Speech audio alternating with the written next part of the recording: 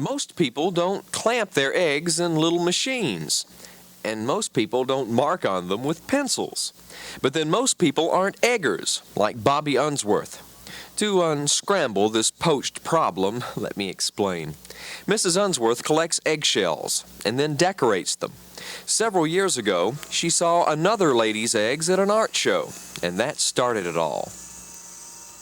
I got so excited, and I kept asking questions and kept asking questions. How did she do it, and why did she do it, and everything?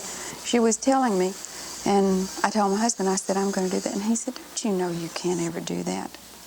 Oh, you shouldn't tell a woman not to do that. That's a terrible thing to tell her.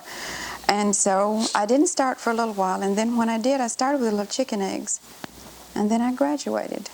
Graduated to ostrich eggs. She orders them from South Africa and then spends over 200 hours transforming each of them with wire, pearls, imported Austrian stones, and lots of imagination. Each tiny piece put in place by hand. No shortcuts. When you look at an egg, just an egg, how do you see in it sort of the fairyland that you end up with? Well, there again, I guess it's the artist. I just look at things differently.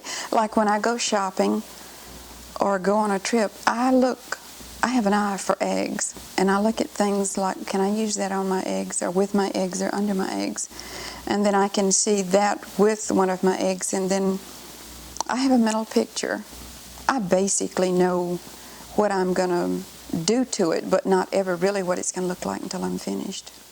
Cinderella, Snow White and Sleeping Beauty never dreamed of a fairyland like this, twinkling with thousands of glistening jewels, colors to put a rainbow to shame, spangled rooms, and homes for a family of worms. Bobbie Unsworth has created a fascinating world from her ostrich eggs. Where are all the chicken eggs? I don't see any.